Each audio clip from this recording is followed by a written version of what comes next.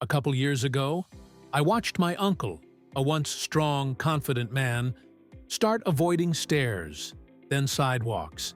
Then he stopped going out altogether.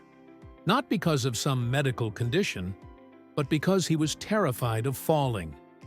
And the worst part? Everyone around him just nodded and said, "That's what happens when you get older." But that's a lie. What nobody tells you is this: losing your balance, shortening your stride, gripping walls as you walk. It's not aging. It's lack of movement. It's the wrong habits. It's the training that never happened or stopped too soon. Your body doesn't just fall apart after 60 or 70 or even 80. It responds to how you treat it. Ignore it, and it weakens. Stimulate it, and it adapts. And that's the truth we're unpacking today. If you've felt that hesitation with every step, if walking across a room takes more effort than it should, if you've caught yourself avoiding uneven ground, skipping outings, or fearing that one bad step could change everything, then stick with me, because this is for you. In just 2 minutes a day, you can begin to restore the balance, coordination, and leg strength that protect you. Not with machines, not with gimmicks, but with 4 movements, backed by science, that target exactly what your body needs to walk tall, stay upright, and move freely. Because when we talk about falling, it's not just about bruises and fractures. It's about losing your freedom, your independence, and that's something worth fighting for. These next minutes could be the difference between feeling stuck and feeling strong, between walking with hesitation or walking with confidence. This isn't about turning you into an athlete, it's about turning the tide. And the craziest part?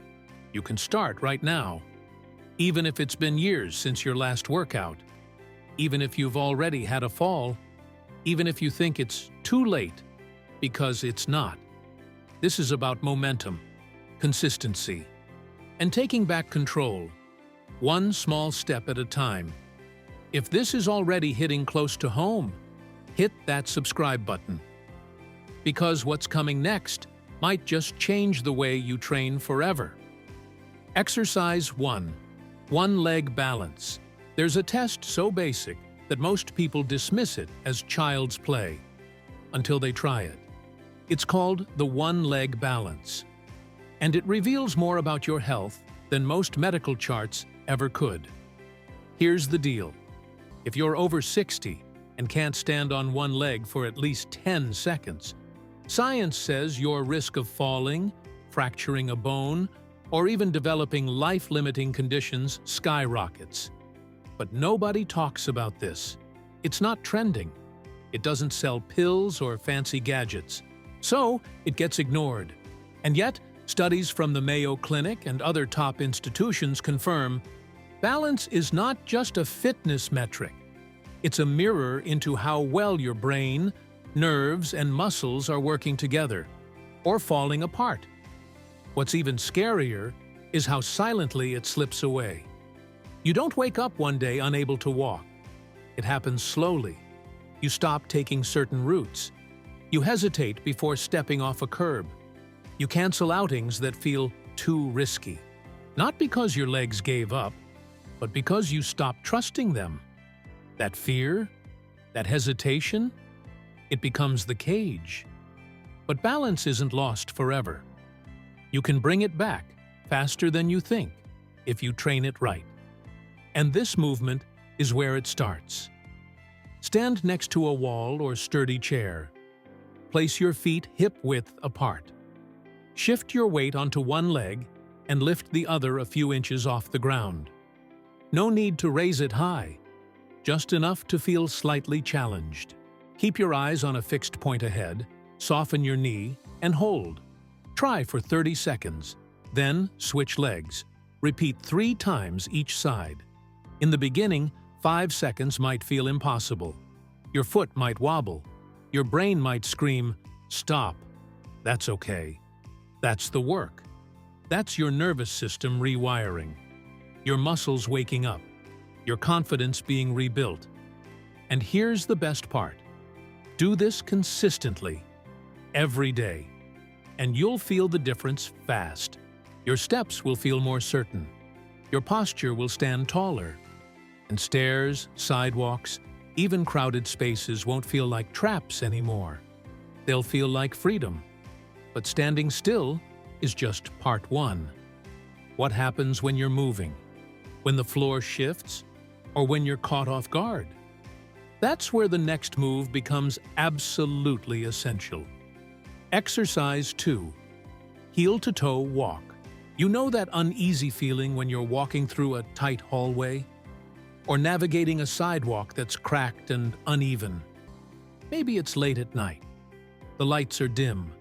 And suddenly, your body feels unsure. Almost clumsy. That's not just in your head. That's your body telling you it's lost some of the coordination and spatial awareness it once had. And that's exactly what the heel-to-toe walk, also called the tandem walk, is built to restore. This movement isn't about speed. It's about precision, control, and sharpening the connection between your body and your brain. Because here's the truth. When your foot placement becomes automatic, you stop noticing how you walk. But when you lose that precision, you start tripping over your own feet. Rugs, door frames, even flat floors turn into hazards. The heel-to-toe walk brings all that control back online. Find a straight path in your home. A hallway works great. Start by placing the heel of one foot directly in front of the toes of your other foot, like you're walking a tightrope. Arms relaxed at your sides. Eyes forward, not down. Now walk. Slowly. One foot directly in front of the other. Heel touches toe, step by step. Feel your body adjusting. That's the magic. Every joint, your ankles, knees, hips, is making micro-adjustments to keep you balanced. Your core engages. Your mind sharpens. You're not just walking. You're reprogramming how your body moves through space. Just 2 minutes of this a day has been shown to boost balance by over 40% in under a month. That's fewer stumbles, more confidence in tight spaces, and the freedom to move like yourself again, not like someone you barely recognize. Want to take it up a notch? Try the last few steps with your eyes gently closed. Only do this when you're safe and steady, maybe with a wall nearby. But once you try it, you'll feel how much your body depends on internal feedback, not just your vision, to stay upright. This movement trains you to trust your steps again. It prepares you for the unexpected, like a slippery floor or a crowded room, so that next time you don't freeze. You flow. But remember what I said earlier. Balance without strength is like a car with no brakes. It might move, but it can't stop safely. And the next movement? That's where your power comes back. Exercise 3. Half squat. Let's talk about power. Not the kind that lifts heavy weights, but the kind that gets you off the couch without a struggle. The kind that lets you step into a car, climb stairs, or bend down to pick something up without turning it into a full-body negotiation. That's not just aging. That's muscle loss. And the half squat is your antidote. Here's the truth. After 60, the average person loses around 3% of leg strength every year, unless they do something to stop it. And that something doesn't have to be complicated. It can be this one simple move, done with focus and consistency, that quietly rebuilds the power you need to stay independent. Because once your legs weaken, you start noticing the shifts. Using your hands to push off a chair, grabbing railings every time you climb stairs, or worse, avoiding certain movements altogether because they just feel too hard. That's how strength loss creeps in. Not with a bang, but with a slow fade into dependence. But the half squat flips that script. Stand with your feet shoulder-width apart, toes slightly turned out. Place a chair in front of you for balance if needed. Now imagine there's a chair behind you, but you're only going halfway down to sit. Push your hips back, bend your knees slightly, then drive through your heels to return to standing. That's it. Simple, controlled, and incredibly effective. Start with 5 to 8 reps. Want more challenge? Slow down. Take 3 seconds to lower, 3 to rise. That slow tempo doubles the work without adding a single weight. And if going halfway is too much at first, go even smaller. It's not about depth, it's about consistency. Here's what happens when you make this part of your daily 2 minutes. You stop needing momentum to get up. Your legs feel more stable on stairs, and suddenly, kneeling, bending, moving, all feel possible again. But there's something even more powerful at play here. Every time you squat, you're not just working your muscles, you're reclaiming your autonomy. You're telling your body, "I've got this," and the body listens. But don't forget, even strong legs can trip if your feet drag. And the next exercise? It targets that exact hidden weakness that steals your stride and gives you back the step you didn't even know you'd lost. Exercise 4. Seated leg raise.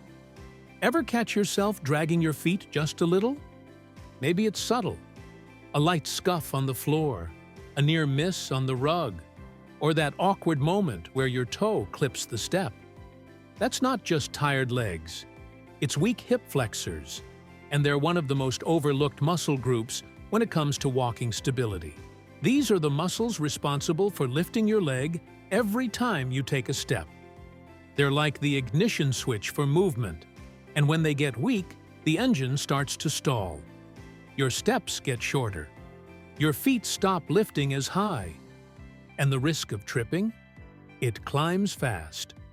But the solution is incredibly simple. And you can do it while watching TV. Sit in a sturdy chair. Keep your back straight and both feet flat on the ground. Hold the sides of the chair to stay stable. Now, without leaning back, lift one leg until it's parallel to the floor, or as close as you can get. Hold it there for 2 to 3 seconds. Then lower slowly. Switch legs. That's it. Don't rush. Don't swing. This is about control, not speed. As you build strength, try pointing your toes upward while lifting. That activates even more of the lower leg. And when one leg feels easy, try lifting both at the same time. But only if you feel solid. This little move does more than just train a muscle. It restores your stride. It brings back the height in your step. And it teaches your body how to move with purpose again. In just a couple weeks, you'll feel the difference. Walking feels lighter. You stop tripping on rugs. Your steps become smoother, safer, and more confident. And here's the hidden bonus. Strong hip flexors mean less pressure on your lower back, better posture, and a core that actually works when you need it most.